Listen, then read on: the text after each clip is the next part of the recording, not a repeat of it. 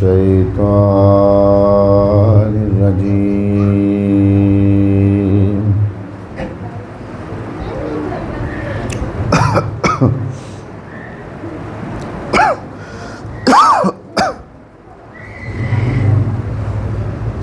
بسم الله الرحمن الرحيم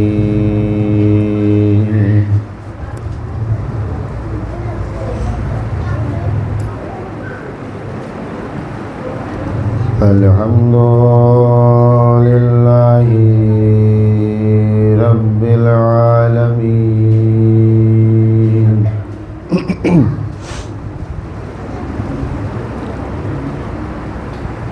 والعاقبة للمتقين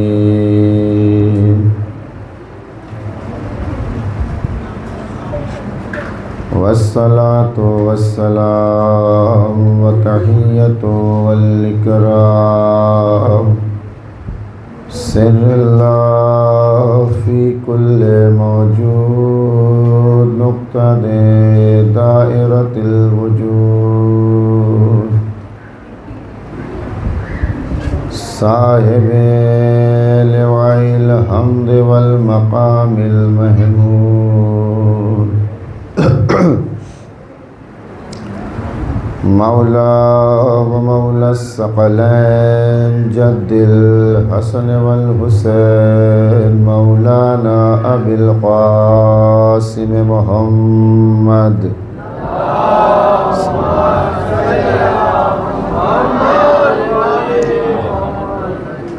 وعلى أهل بيته الطيبين الطاهرين المعصومين المظلومين ولعنة الله على أعدائهم أجمعين قال رسول الله صلى الله عليه وآله وسلم بسم الله الرحمن الرحيم حسين مني وأنا من الحسين صلوات محمد اللهم صل على محمد وآل محمد.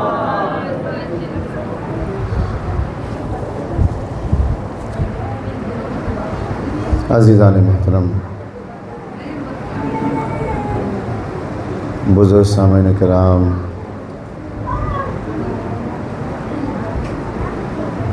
پیغمبر اکرم کا یہ مشہور و معروف جملہ جس کی تلاوت کا شرف میں نے حاصل کیا ہے، جس میں اللہ کے نبی نے حسین ابن علی کی عظمت، اہمیت، وقار اور کمال کو بیان کرتے ہوئے یہ کہا کہ میرا حسین مجھ سے ہے اور میں حسین سے ہوں۔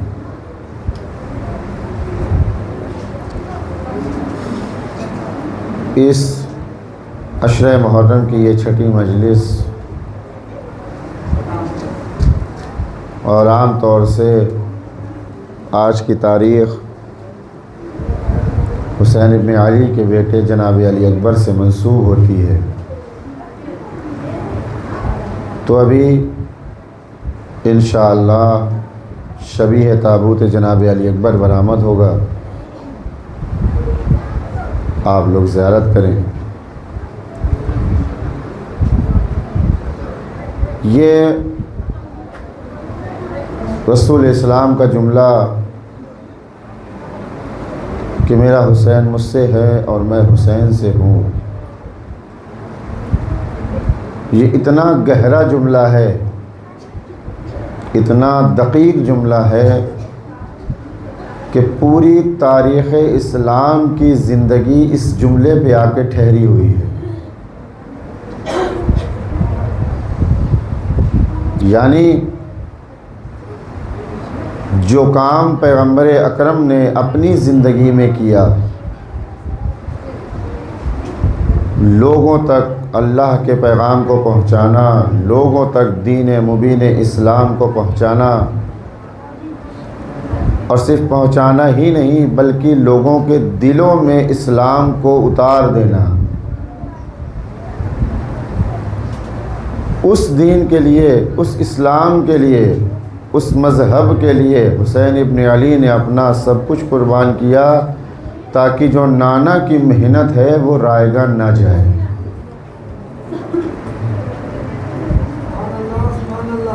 اور اس کے ساتھ پھر خداوند عالم نے جو حسین ابن علی کو کمال عطا کیا ہے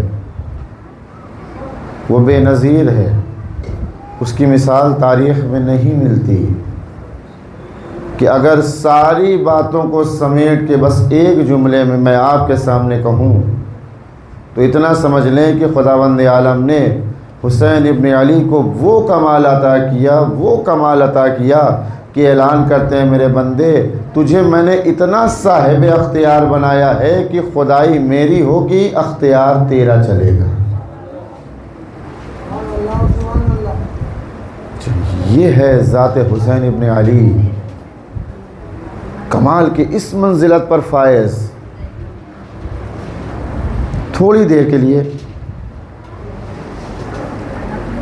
آپ اگر غور کریں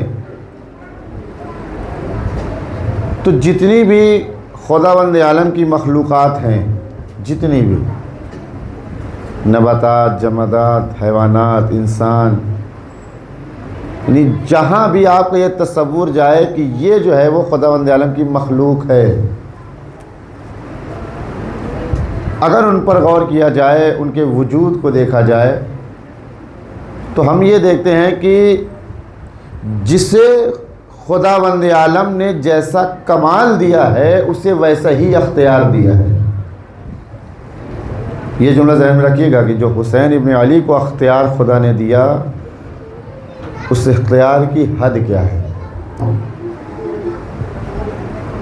مثال کے طور پہ ساری چیزیں بزرگان کے سامنے ہیں، جس کا جیسا کمال ہے اس کو اللہ نے ویسا اختیار دیا ہے۔ آپ جو ہے وہ جمادات سے شروع کریں، پتھر، سنگریزے، پتھروں میں کوئی کمال ہے؟ پتھروں میں کوئی کمال نہیں۔ آپ اٹھا کے جہاں چاہیے وہاں رکھ دیجئے، جہاں چاہیے پھینک دیجئے، نہ تو وہ آپ سے مقابلہ کر سکتے ہیں، نہ آواز استغاثہ بلند کر سکتے ہیں کہ ہم نے کیوں اٹھایا، ہمیں تم نے کیوں یہاں رکھا۔ نہیں، جہاں آپ کا دل چاہے اٹھائیے رکھ دیجئے، اس لیے کہ پتھر کے اندر کوئی کمال نہیں ہے۔ ہاں یہ الگ بات ہے کہ جب انسان پستی میں اتنا گر جاتا ہے، اتنا گر جاتا ہے کہ اپنے وجود کو کھو دیتا ہے، تو جس میں کوئی کمال نہیں ہوتا اسی کے سامنے سر جھکا دیتا ہے۔ یہ پتھروں کو پوجنا، پتھروں کی عبادت، جس میں کوئی کمال نہ ہو اسے عبادت کیوں؟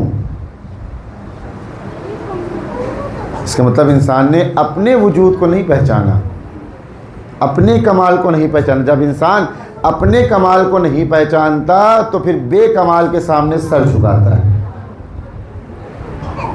پتھروں میں کوئی کمال نہیں، اللہ نے کوئی کمال رکھا ہی نہیں۔ جب کمال نہیں رکھا تو پھر کوئی اختیار بھی نہیں۔ آپ نے دیکھا کسی پتھر میں کوئی کمال ہو، اس کا کوئی اختیار ہو؟ نہیں ہے نا۔ ہاں یہ الگ بات ہے، توجہ رکھیے گا۔ ایک صلوات پڑھیں محمد والا۔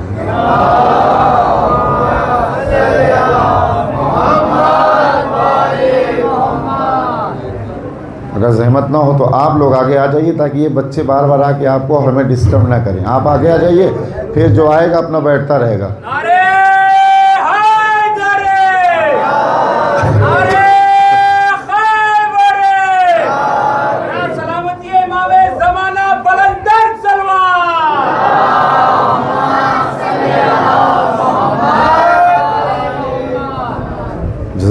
سلامت رہے۔ تو پتھروں میں اللہ نے کوئی کمال نہیں رکھا، اس میں کوئی کمال نہیں ہے۔ تو جب کمال نہیں ہے تو پھر اختیار بھی نہیں ہے۔ لیکن ہاں توجہ رکھیے گا، جب یہی پتھر کسی صاحب کمال کے ہاتھوں پہ آتا ہے تو کلمہ پڑھنے لگتا ہے۔ ایسے کوئی کمال نہیں ہے، لیکن جب صاحب کمال کے ہاتھوں پر آئے تو سنگریزے بھی کلمہ پڑھتے ہیں۔ اور کمال یہ نہیں ہے کہ سنگریزے کلمہ پڑھتے ہیں، کمال یہ ہے کہ پھر اس وقت جتنے بھی رسالت کے قریب ہوتے ہیں وہ کلمے کی آواز کو سن بھی لیتے ہیں، سن بھی لیتے۔ اس لیے کہ پیغمبر کے ہاتھ پر سنگریزوں کا کلمہ پڑھنا یہ کون سی کمال کی بات ہے؟ تو نبی ہیں، ان کے صدقے میں سب خلق ہوا ہے، تو اگر ان کے صدقے میں پیدا ہوا ہے تو اگر وہ ہاتھوں پہ آ کے کلمہ پڑھے تو کون سے کمال کی بات ہے؟ اس کا مطلب ہاتھوں پہ کلمہ پڑھنا کمال نہیں تھا، پھر کمال کیا تھا؟ کا کمال یہ تھا کہ جو لوگ اطراف پیغمبر میں کھڑے تھے انہوں نے کلمے کی آواز کو سن لیا، یہ کمال تھا۔ اس کا مطلب یہ ہے کہ اگر اب تم چاہتے ہو کہ سنگریزوں کی آواز سنو تو اپنے وجود کو رسالت سے قریب رکھنا، دور نہ کرنا، تب سن سکتے ہو، ورنہ قرآن میں خدا کہے گا سم بکم عمی فہم لا یعقلون، یہ گونگے ہیں، بہرے ہیں، انہیں کچھ سمجھ میں نہیں آتا۔ تو پتھر میں کوئی کمال نہیں، کوئی اختیار بھی نہیں۔ ایک درجہ اور آگے آئیے، پتھروں سے آگے بڑھے، اب کیا ہے؟ نباتات، یہ درخت، پیڑ، پودے، اس میں اللہ نے تھوڑا سا کمال رکھا۔ کمال کیا ہے؟ کمال یہ ہے کہ آپ دانے کو زمین کے حوالے کریے تو زمین آپ کو پودے کی شکل میں، پیڑ کی شکل میں ایک چیز جو ہے وہ ظاہر کر کے دیتی ہے۔ یعنی یہ تراب کی خاصیت ہے کہ جب اس کی آغوش میں کوئی امانت دی جاتی ہے تو امانت میں خیانت نہیں کرتی، یہ تراب کی خاصیت۔ آپ دانہ دیجئے، وہ آپ کو درخت کی صورت میں دکھائے گا۔ تراب نے کبھی امانت میں خیانت نہیں کی۔ آپ دانہ حوالے کریے تراب کے، تراب نے دانے کو زندگی دے دی، دانا زندگی کی شکل میں تبدیل ہو گیا۔ اب آپ سمجھے علی کو ابو تراب کیوں کہتے ہیں؟ کہ اگر تراب دانے کے حوالے کیا جائے، دانے کو مٹی کے حوالے کر دیا جائے تو وہ مٹی، تراب جو ہے وہ دانے کو تبدیل کر کے زندگی عطا کر دیتی ہے۔ اگر تم زندگی چاہتے ہو، اپنی زندگی کو ابو تراب سے ملا کے دیکھو، حیات مل جائے گی۔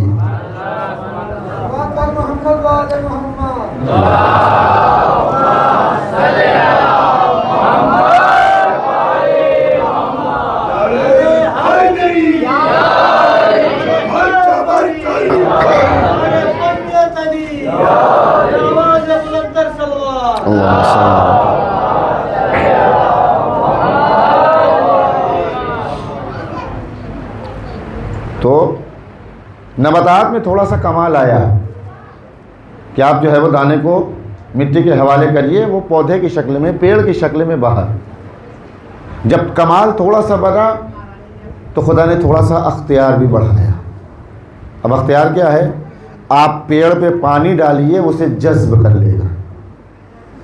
درختوں میں جذب کرنے کی صلاحیت پیدا ہو گئی۔ کمال بڑھا تو تھوڑا سا اختیار بڑھا۔ ایک منزل اور آگے، نباتات سے بڑھ کے اب ہم کہاں ہیں؟ حیوانات پر۔ اب ہم نے حیوانوں میں کیا دیکھا کہ حیوانوں میں کمالات تھوڑا سا اور بڑھ گئے۔ اب آپ ان کے سامنے پانی رکھیے، وہ پی لیں گے، آپ ان کے سامنے کھانا رکھیے، وہ کھا لیں گے۔ تو جب کمال بڑھا تو خدا نے تھوڑا سا اختیار بھی بڑھایا کہ اب آپ اپنے جانور کو کھول دیجئے، وہ خود جا کے پانی بھی پی لے گا، کھانا بھی کھا لے گا۔ یہی صحیح ہوتا ہے نا؟ جیسے جیسے کمال بڑھ رہے ہیں ویسے ویسے اختیارات بڑھ رہے ہیں۔ ہاں لیکن ایک فرق ہے، جب جانور کو آپ گھر سے چھوڑتے ہیں اور وہ گھر سے باہر جب نکلتا ہے تو اسے یہ نہیں سمجھ میں آتا کہ یہ کھیت کس کا ہے، اس کا مالک کون ہے، ہمارا مالک اس کا ہے یا نہیں، یہ کہ جو بھی اس کے سامنے آتا ہے وہ اسے کھانے لگتا ہے۔ خدا نے کہا پہچانو، تم اپنے آپ کو جانوروں جیسا نہ بناؤ، تمہیں یہ خیال ہونا چاہیے یہ ملکیت کس کی ہے، اس کا مالک کون ہے، اس کا خالق کون ہے، اس کا رازق کون ہے۔ اگر سب کی ملکیت کو اپنی ملکیت سمجھ لیا تو جانور بن جاؤ گے، انسان نہیں رہو گے۔ اتنا کمال تو ہونا چاہیے نا انسانوں میں کہ شعور اتنا بیدار ہو کہ پراپرٹی اپنی نہیں ہے، دوسرے کی ہے، اس کا مالک ہم نہیں ہیں، کوئی اور ہے، اور دوسروں کی چیز بغیر اجازت اسلام نے جائز نہیں رکھ لیا۔ تو جانوروں جیسے نہ بنو۔ لیکن ایک کمال جانور میں اور بھی ہے، وہ کیا؟ آپ صبح اپنے جانور کو گھر سے چھوڑیے۔ اب پتہ نہیں آپ لوگوں نے جو ہے بکری پالے ہیں کہ نہیں، جن لوگوں نے پالی ہوگی آپ دیکھیے اپنی بکریوں کو آپ چھوڑیے دن بھر ادھر ادھر جہاں یہاں وہاں کہیں بھی۔ اب تو یہاں میرے خیال سے اتنی جگہ نہیں ہے، جو دیہات وغیرہ میں رہتے ہوں گے وہ جانتے ہوں گے، دن بھر وہ کہیں بھی ہو، لیکن جب شام ہوتی ہے تو پلٹ کے اپنے ہی مالک کے گھر آتی ہے۔ غور کیا؟ دن بھر آپ چھوڑ دیجئے جانوروں کو، جیسے جیسے شام ہونے لگے گی وہ پلٹ کے کہاں گے؟ اپنے مالک کے یہاں۔ یعنی جانور ہے مگر جانتا ہے اگر زندگی کی رعنائیوں میں انسان تھوڑی دیر کے لیے بھٹک بھی جائے تو شام ہوتے ہوتے مالک کی بارگاہ میں لوٹ جانا چاہیے۔ تم اشرف المخلوقات ہو، تم صاحبان عقل ہو، اگر زمانے کی رعنائیاں تمہارے وجود پر شامل ہو جائیں اور تم سے گناہ ہونے لگے تو دیکھو گناہوں میں کھو مت جانا، شام ہوتے ہوتے مالک کی بارگاہ میں لوٹ آنا، تبھی انسان کہلاؤ گے، ورنہ بل ہم ازل، جانور سے بدتر کہلاؤ گے۔ تو جیسے جیسے کمال بڑھ رہا ہے ویسے ویسے خدا نے اختیارات بڑھائے۔ اب مسئلہ آتا ہے کس کا؟ حضرت انسان کا، کہ انسان کو اللہ نے کیا کمال دیا؟ عقل جیسی دولت، شعور جیسی دولت، اور یہ ایک خاص امتیاز رکھا ہے خداوند عالم نے انسانوں کے لیے کہ انسانوں کے علاوہ جتنی بھی مخلوقات ہیں، حیوان ہوں، نباتات ہوں، جمادات ہوں، سب کو اللہ نے بنا کے پیدا کیا ہے۔ جسے جیسا بنا دیا وہ بنا ہوا ہے۔ یہ جانور ہے، یہ گھاس پھوس ہے، یہ پتھر ہے، کسی کو دنیا میں آ کے بننے کی ضرورت نہیں ہے، یہ فقط انسان کا خاصہ ہے۔ انسان کو بنا کے نہیں پیدا کیا، بننے کے لیے پیدا کیا ہے۔ تم آؤ دنیا میں آزاد، اختیار ہے تمہارے پاس، لیکن خود بنو، بنا کے نہیں بھیجوں گا۔ اب یہاں آنے کے بعد جنہیں مالک کی یاد باقی ہے جب وہ بنے تو اتنے باکمال بنے، کوئی 10 درجے کے ایمان پر فائز ہے، کوئی 9 درجے کے ایمان پر فائز ہے، کوئی 8 درجے کے ایمان پر فائز ہے، کوئی اتنا باکمال ہے کہ فارس کا رہنے والا ہے لیکن پیغمبر اپنی زبان سے سند دیتے ہیں السلمان منا اہل البیت، سلمان کو غیر نہ سمجھنا، ہم اہل بیت سے ہیں، لیکن جو نہ بن سکے، اپنے وجود کو نہ بنا سکے، وہ بزم پیغمبر میں بیٹھے رہے لیکن کچھ کر نہیں پائے۔ محمد والے محمد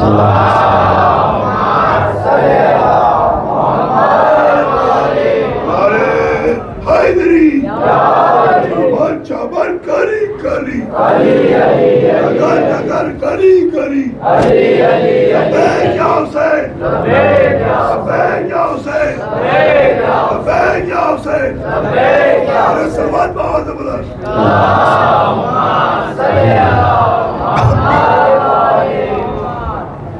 جیسے جیسے کمالات بڑھ رہے ہیں ویسے ویسے اختیارات بڑھ رہے ہیں۔ پتھروں میں کمال نہیں تھا، اختیار بھی نہیں تھا، درختوں میں تھوڑا سا کمال آیا، تھوڑا سا اختیار آیا، حیوانوں میں تھوڑا کمال اور بڑھ گیا تو خدا نے اور اختیار دے دیا، لیکن جب انسان کی باری آئی تو کہا اب تمہیں ہم مکمل اختیار دیتے ہیں، اب تم طے کرو کہ تمہیں کتنا اختیار چاہیے، اپنے کمالات بڑھاتے جاؤ، ہم اختیار بڑھاتے جائیں گے۔ تم اپنے کمالات بڑھاؤ، ہم تمہارے اختیار بڑھائیں گے۔ اور ہم نے دیکھا ہے کہ جن بندوں نے اپنے کمالات کو بڑھایا انہوں نے اختیار کیسا پایا کہ معصوم فرشتہ ایک جگہ جا کے ٹھہر جاتا ہے، اے نبی اللہ اب اس سے آگے اگر جاؤں گا تو بالوں پر سلب کر لیے جائیں گے، لیکن انسان اس معراج کی منزل پر پہنچ گیا کہ اب لکھنے والوں نے لکھا یا فاصلہ 2 کمان کا ہے یا 3 کمان کا ہے۔ کیوں؟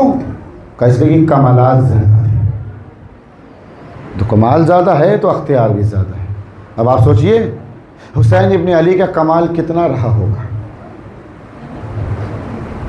کتنے با کمال تھے کہ انسان کمالات کو حاصل کرنے کے بعد جب وہ اختیارات کی منزل میں آتا ہے تو اختیار اس کا صرف حال میں ہے، بس نہ ماضی میں ہے نہ مستقبل میں ہے، صرف حال پہ۔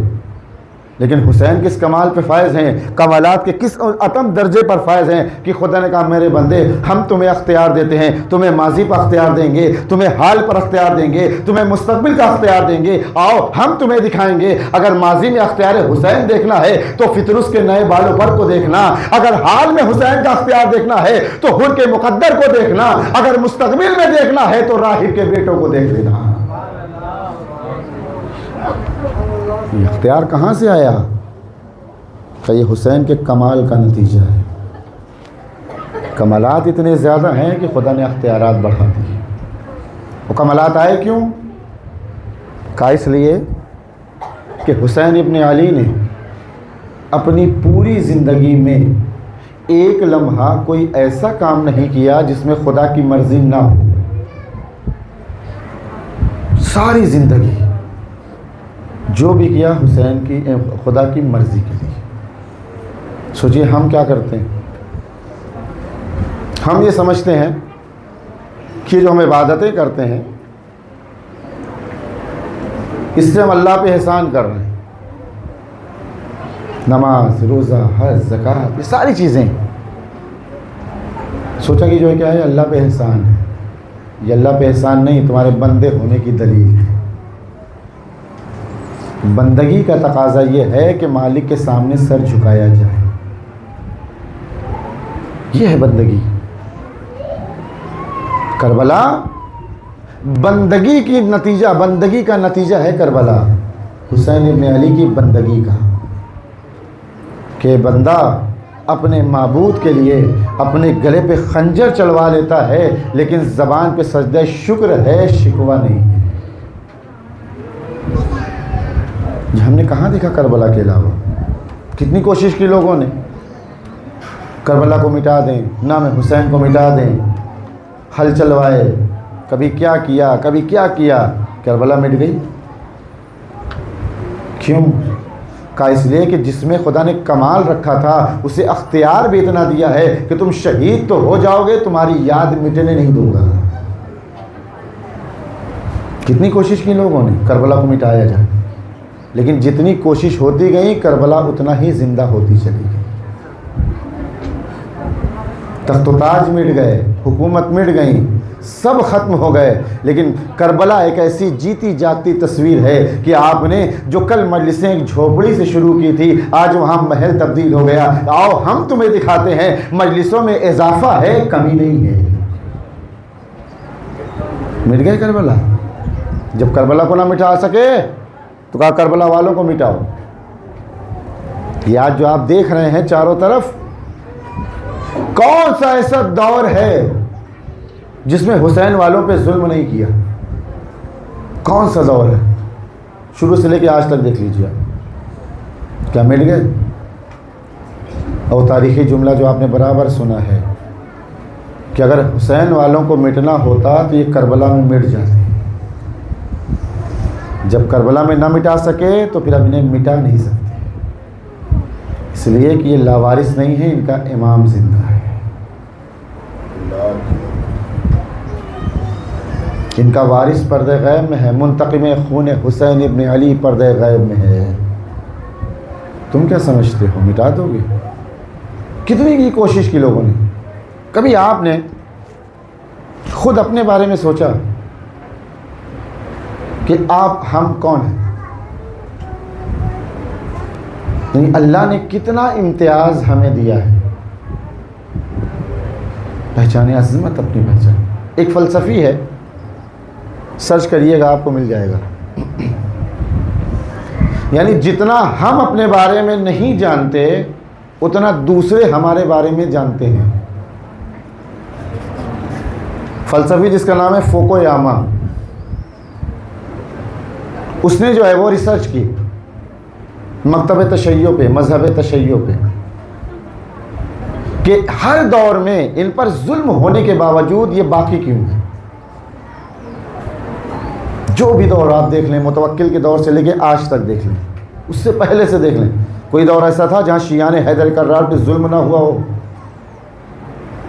ہر دور میں مارا گیا، ان کے خون کا گارا بنایا گیا دیواریں اٹھانے کے لیے. تو کیا ختم ہو گئے؟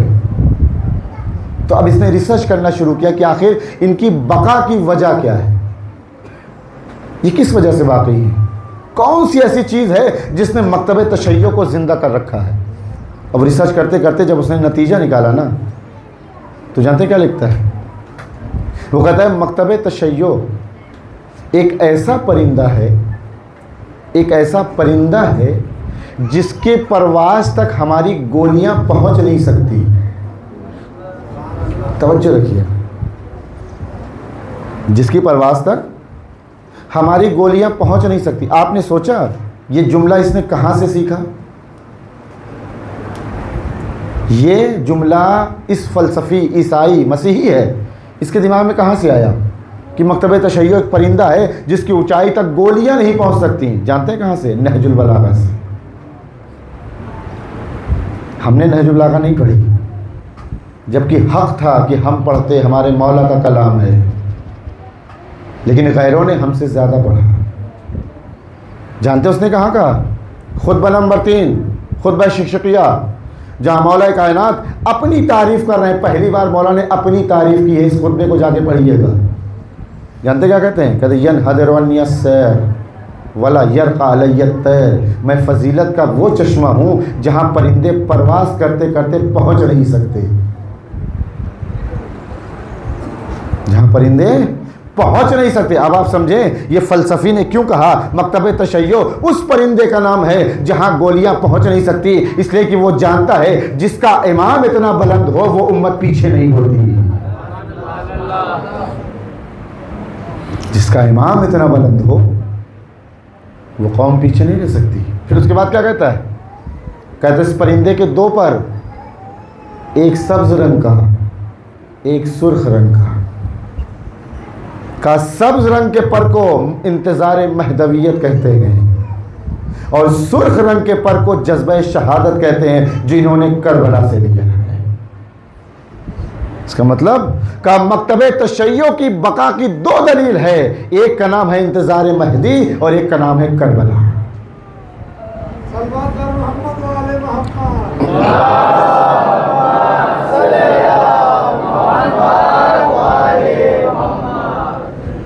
اب آپ سمجھیں ہم کیوں باقی ہیں؟ اس لیے کہ ہمارا امام ہمارا نگہبان ہے، ہمارا مولا ہمارا نگہبان ہے، اور کربلا ہمارے وجود کی دلیل ہے. کون سا دور ہے جس میں ہمیں نہیں مارا گیا؟ استاد بیٹھے ہوئے تھے، انہوں نے جو ہے یہی سوال ہم لوگوں سے پوچھا کہ یہ بتاؤ اگر تم سے کوئی یہ پوچھے کہ ہر دور میں شیعوں پہ ظلم ہوا تو یہ ختم کیوں نہیں ہوتے، یہ باقی کیوں ہے؟ بتاؤ اس کا جواب کیا ہے؟ سب نے اپنے اپنے اعتبار سے جواب دیا، کسی نے کچھ، کسی نے کچھ، کسی نے کچھ. پھر استاد نے جواب نہیں دیا، ایک مثال بیان کی. کہا میں مثال بیان کرتا ہوں، تم خود سمجھ جاؤ گے کہ یہ قوم زندہ کیوں ہے، جبکہ ہر دور میں ظلم ہوا. عراق میں، لبنان میں، آپ دیکھ لیں جو ہے وہ ایران میں، کہاں ظلم نہیں ہے، لیکن یہ قوم مر گئی اور زندہ ہو گئی. یا یہیں پہ رک کے اگر ایک جملہ کہوں، وہ قومیں اور ہیں کہ جن کے رہبر کے مر جانے سے قوم مر جاتی ہے. وہ اور قومیں ہیں جہاں رہبر کے مرنے سے قومیں مر جاتی ہیں. یہاں رہبر کے مرنے سے قوم مرتی نہیں اور سامنے آتی ہے. پہچانو ہم وہ نہیں جو رہبر کے مرنے کے بعد اسلام کو چھوڑ دیں. غور ہے. تو استاد نے بڑی خوبصورت سی مثال بیان کی. وہ کہتے ہیں میں جواب نہیں دوں گا، نہ کوئی منطق کی دلیل، نہ کوئی فلسفے کی دلیل، نہ قرآن کی آیت، نہ حدیث، نہ بس ایک سادی سی مثال. کہ یہ بتاؤ تم لوگوں نے بکری کو دیکھا ہوگا. آج پتہ نہیں کیوں بکری کا تذکرہ زیادہ ہے. کہاں؟ کہ یہ بتاؤ بکری کے جو ہے وہ بچے جب ہوتے ہیں کتنے؟ مثال پہ توجہ رکھیے گا. تو عام طور سے 1 2، بہت کم آپ دیکھیں گے کہ 3 ہو جائیں، زیادہ تر 1 یا 2، 1 یا 2. اس کے بعد استاد کہتے ہیں تم نے کتے کو بھی دیکھا ہوگا. کتے کے کتنے بچے ہوتے ہیں؟ 5 6 ہوتے ہیں نا. اب یہاں سے توجہ چاہتا ہوں. پھر اس کے بعد استاد نے کہا یہ بتاؤ کسے زیادہ کاٹا جاتا ہے؟ بکری کو نا. ابھی آپ نے قربانی کی ہے نا، اور گوشت بھی لینے جاتے ہیں بازار، تو بکری ہی تو ہے نا. پھر اس کے بعد کہتے ہیں یہ بتاؤ کیا بکری کو کاٹنے کی وجہ سے بکری کا وجود ختم ہو گیا؟ نہیں ہوا نا. پھر کہتے ہیں کہ یہ بتاؤ ان دونوں جانوروں میں کسے عزت کی نگاہ سے دیکھا جاتا ہے؟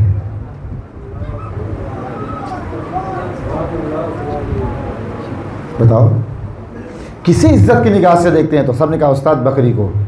کہا تم نے پہچانا؟ چاہے جتنا کاٹا جائے، چاہے جتنا ظلم کیا جائے، لیکن رشتہ ایک ایسے امام سے وابستہ ہے کہ جو ہمیں مرنے نہیں دیتا، جو ہمارے وجود کو ختم نہیں ہونے دیتا. کیوں؟ کہ اس لیے کہ وہ قوم برباد ہوتی ہیں جن کا کوئی رہبر نہ ہو. جن کا رہبر امام زندہ ہو وہ قوم ختم نہیں ہوتی. اور ایک جملہ اور سن لیجئے بس خیر. ابھی جب رہبر معظم کی شہادت ہوئی، ساری چیزیں آپ جانتے ہیں آپ کے سامنے. اگر پورے سانحے کو، پورے واقعے کو دیکھنے کے بعد میں یہ جملہ کہوں کہ جیسی امت اللہ نے رہبر کو دی تھی ویسی امت پیغمبر کی نہیں تھی. توجہ رکھیے گا. جیسی امت اللہ نے رہبر کو دی پیغمبر کو نہیں دی. آپ پوچھیں کیسے؟ جنگ احد یاد ہے؟ پیغمبر نے کیا کہا؟ وہ پوری داستان مجھے نہیں پڑھنا. کہا دیکھو یہ ایک درہ ہے، یہاں سے دشمن حملہ کر سکتا ہے، فلاں فلاں فلاں فلاں، یہاں جا کے بیٹھو، اور جب تک میرا حکم نہ آئے اپنی جگہ کو چھوڑنا نہیں. ہے نا تاریخ؟ نتیجہ کیا ہوا؟ پہلا حملہ ہوا، مسلمان کامیاب ہو گئے، لوگ مال غنیمت لوٹنے لگے. اب جو درے پہ بیٹھے ہوئے تھے انہوں نے دیکھا کہ لوگ مال غنیمت لوٹ رہے ہیں، اگر ہم نہ گئے تو ہمیں کیا ملے گا؟ تو انہوں نے سوچا اب تو جنگ جیت ہی گئے ہیں، چلو ہم بھی لوٹ لیتے ہیں، کہیں ایسا نہ ہو کہ ہمیں کچھ نہ ملے. لیکن یہ بھی جو ہے وہ عدم اعتماد کا نتیجہ ہے، ورنہ جب پیغمبر ہوں تو پیغمبر کسی کا حق ضائع نہیں کرتے. اپنی جگہ کو چھوڑ دیا اور آ کے غنیمت مال غنیمت لوٹنے لگی. نتیجہ کیا ہوا؟ دشمنوں نے پھر سے حملہ کیا اور اسلام نے جیتی ہوئی جنگ جو ہے وہ ہار میں تبدیل ہو گئی. اور جانتے ہیں کون لوگ تھے؟ یہ وہی لوگ تھے کہ جب فضا میں آواز گونجی ماتا محمد، محمد مار دیے گئے، تو یہ پھر جنگ میں رکے نہیں، مدینے میں رکے. یہ جنگ میں رکے نہیں، کہاں رکے؟ مدینے میں. آپ نے غور کیا؟ یعنی ان کا کیا مقصد تھا؟ جب تک محمد ہیں، جب تک ہم جنگ کریں گے. جب فضا میں آواز گونجی محمد مار دیے گئے تو اپنی جگہ چھوڑ کہاں چلے گئے؟ مدینے. اب فرق پہچانو. یہی غلطی آج کے دشمن ٹرمپ نے کیا. اس نے سوچا یہ ایران کی جو قوم ہے یہ رہبر کے مرنے کے بعد فرار کر جائے گی. توجہ. یہی غلطی ٹرمپ سے بھی ہوئی. اس نے سوچا رہبر کو مارو، قوم خود بخود پلٹ جائے گی، یہ خود بخود بھاگ جائیں گے. لیکن اس نے نہیں سوچا تم نے امت محمد کو دیکھا ہے، مکتب تشیع کو نہیں دیکھا. امت محمد کو تم نے دیکھا ہے، مکتب تشیع کو نہیں دیکھا. امت محمد میں لوگ رہبر کے مرنے سے فرار کرتے ہیں، لیکن مکتب تشیع میں رہبر کے مر جانے پہ قوم فرار نہیں کرتی بلکہ آ کے کھڑی ہو جاتی ہے. جتنا مارنا ہے مارو، ہم فرار نہیں کریں گے.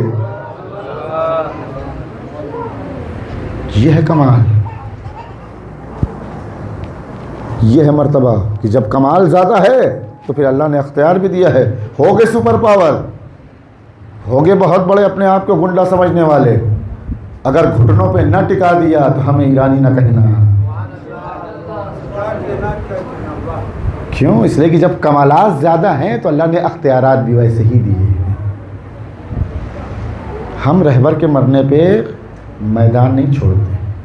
اور باقی چیزیں آپ دیکھ رہے ہیں کہ کتنے سپر پاور تھے لیکن مجبور ہو گئے شرطوں کو ماننے پر. کیوں؟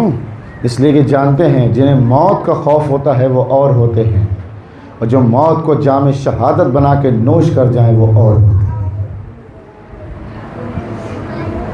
کہاں سے آیا یہ جذبہ؟ یہ جذبہ شہادت کہاں سے پیدا ہوا؟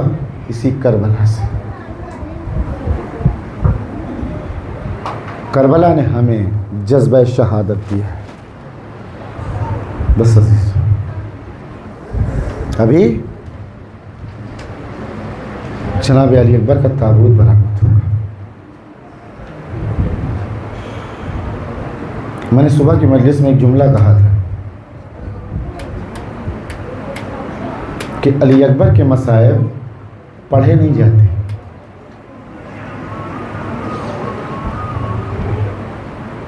علی اکبر کے مصائب کو محسوس کیا جاتا ہے. سوچئے ذرا، کسی کا جوان بیٹا ہو اور 57 سال کا بوڑھا باپ، تو جانتے ہیں باپ کی خواہش کیا ہوتی ہے؟ باپ کی خواہش ہوتی ہے کہ جب وہ گھر آئے تو بیٹے کے زانوں پہ سر رکھ کے اپنے بیٹے کا چہرہ دیکھتا ہے.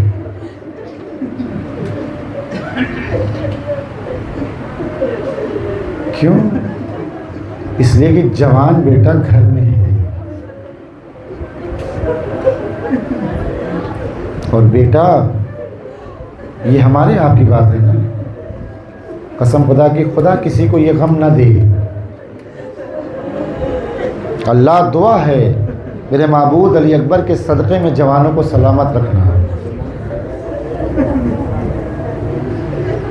لیکن کوئی ایک باپ تو ہوگا جس نے اپنے جوان کا غم دیکھا ہوگا.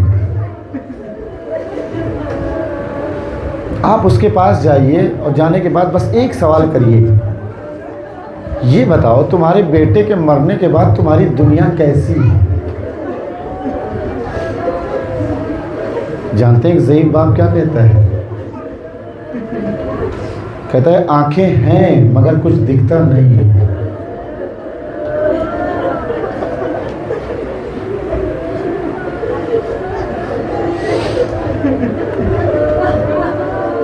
جزا ربکم خیر الجزا. خدا ان آوازوں پہ رحمت نازل کرے. آج جوان کا ماتم کرنا ہے. کون جوان؟ کڑی الجوان علی اکبر. جانتے ہیں علی اکبر کون ہے؟ جب پیغمبر اکرم کا انتقال ہو گیا تو حسین ابن علی کا حال یہ ہے کہ روز روضہ رسول میں آتے ہیں، جالی پکڑتے ہیں، روٹتے ہیں اور خدا سے دعا کرتے ہیں میرے معبود یا تو میرے نانا کو بھیج دے یا مجھے بھی نانا کے پاس بلا. روز حسین ابن علی کا یہی معمول تھا، یہی دعا روز کرتے تھے. ایک دن جبریل آئے اور آ کے کہتے ہیں حسین اللہ نے تمہاری دعا قبول کر لی. اس کا یہ ارادہ یہ ہے کہ اللہ تمہیں شبیہ رسول عطا کرے گا۔ وہ جانتے ہیں کیسا بیٹا دیا؟ خلقاً و خلقاً و منطقاً، جو چہرے سے، رفتار سے، گفتار سے بالکل شبیہ رسول تھا۔ جانتے ہیں حسین کتنا خوش تھے؟ جب علی اکبر پیدا ہوئے تو حسین ابن علی نے کہا دیکھو جو بھی مبارکباد دینے کے لیے آئے اسے خالی ہاتھ نہ بھیجنا، ہدیہ دینا، تحفہ دینا۔ لوگ آتے گئے مبارکباد دیتے گئے، آتے گئے مبارکباد دیتے گئے، آتے گئے مبارکباد دیتے گئے۔ جب سب چلے گئے تو سب سے آخر میں جناب زینب ہیں، بھیا علی اکبر مبارک، جملہ سننا سنا۔ حسین کہتے ہیں بہن اب مجھے دینے کے لیے کچھ ہے نہیں، زینب اب تمہارے بھائی کے پاس دینے کے لیے کچھ نہیں ہے۔ جانتے ہیں زینب نے کیا کہا؟ بھیا مجھے کچھ نہیں چاہیے، مجھے اکبر چاہیے۔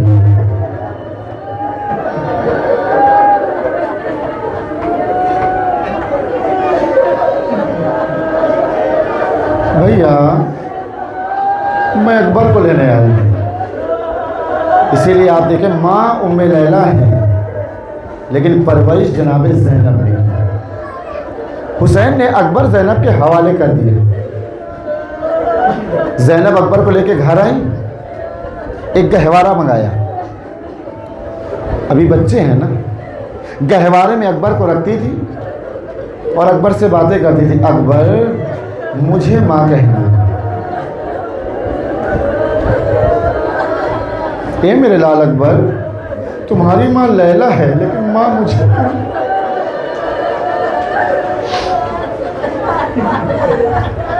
اکبر سے باتیں کرتی تھی۔ گہوارے میں علی اکبر کو رکھا، رات ہو گئی، زینب سو رہی۔ ایک مرتبہ جب زینب کی آنکھ کھلی تو کیا دیکھا کہ ایک سایہ ہے جو علی اکبر کے گہوارے پر ہے۔ چونک کے اٹھی، خدا کسی باپ کو یہ منظر نہ دکھائے۔ چونک کے اٹھی کہ علی اکبر کے گہوارے پہ سایہ کیسا؟ کون ہے؟ جانتے کون تھا؟ جب قریب آ کے دیکھا تو کیا دیکھا؟ حسین گہوارے پہ ہاتھ پھیلا۔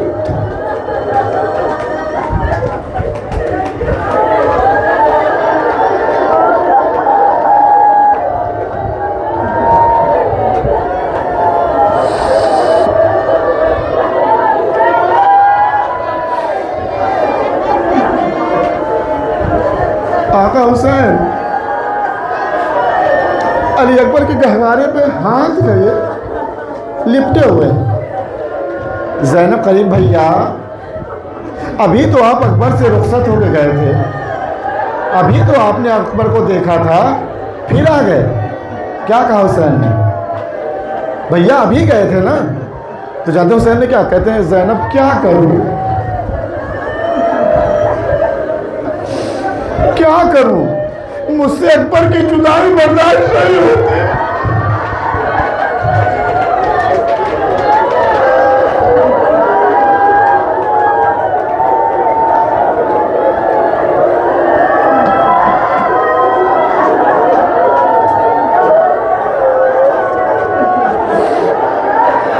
اے بہن میں کیا کروں، مجھ سے اکبر کی جدائی برداشت نہیں ہوتی۔ باپ ہے نا حسین، اکبر کی جدائی برداشت نہیں ہوئی۔ سوچئے اب ایک جملہ، مقتل نہیں پڑھوں گا، مجھ میں طاقت نہیں ہے کہ میں آپ کے سامنے مقتل بیان کروں، بس 2-3 جملے اور سنیں۔ سوچیں اکبر ہے کیا، کیسے حسین نے برداشت کیا ہوگا، بس اس کیفیت کو محسوس کر لیں، رونے کے لیے کافی ہے۔ جو دشمنوں کی نگاہ میں ایسا ہو، ماں کی نگاہ میں کیسا ہوگا؟ جب شہداء کے سر دربار یزید میں آئے نا، تو یزید بیٹھا ہوا ہے اور ایک ایک شہید کا سر آنے لگا۔ زہیر کا سر آیا، کسی نے کہا، یزید کہتا یہ کون؟ کہا یہ زہیر کا سر ہے۔ سعید کا سر آیا، کہا یہ کون؟ کہا یہ سعید کا سر ہے۔ عباس کا سر آیا، کہا یہ کون؟ کہا یہ قمر بنی ہاشم عباس کا سر ہے۔ اون محمد کا سر آیا، کہا یہ کون؟ کہا یہ زینب کے لاڈلے اون محمد ہے۔ جملہ سنیے گا، ایک ایک سر آتے گئے، ایک ایک سر آتے گئے۔ اسی اسنا میں علی اکبر کا سر آیا۔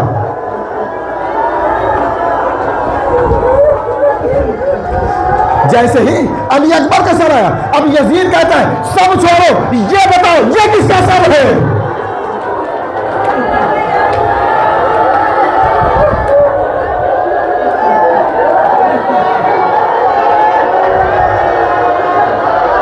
بتاؤ یہ کس کا سر ہے؟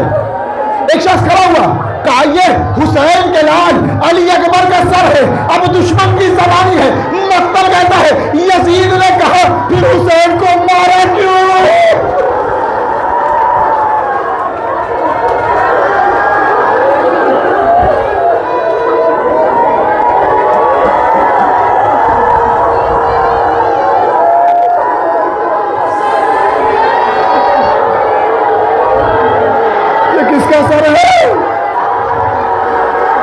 یہ حسین کے لال اکبر کا سر ہے۔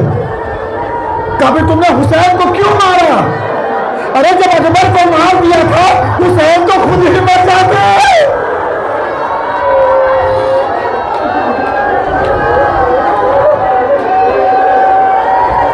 جو دشمن کی نگاہ میں ایسا ہے، لیکن مقتل کہتا ہے سب کو حسین نے روکا، علی اکبر کو نہیں روکا۔ جیسے ہی آئے تقدم ولدی، بیٹا جاؤ میرے لال جاؤ۔ بس ایک بات کہی، میرے لال دیکھو جا رہے ہو نا، جب تک آمنا سامنا رہے مڑ مڑ کے دیکھتے رہو۔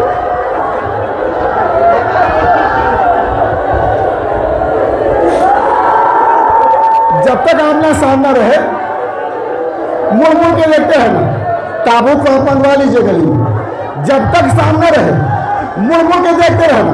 علی اکبر چلے، مڑ کے بابا کو دیکھا، آگے بڑھے، پھر بابا کو دیکھا، آگے بڑھے، پھر بابا کو بڑھا۔ اب ایک مرتبہ گھوڑے پہ بیٹھے اور چلنا چاہتے ہیں، تھوڑی دور چلے، کسی ضعیف کے آنے کی آہٹ محسوس ہوئی، گھوڑے کو روک دیا، پلٹ کے دیکھا تو کیا دیکھا؟ ضعیف باپ کمر پکڑے چلا۔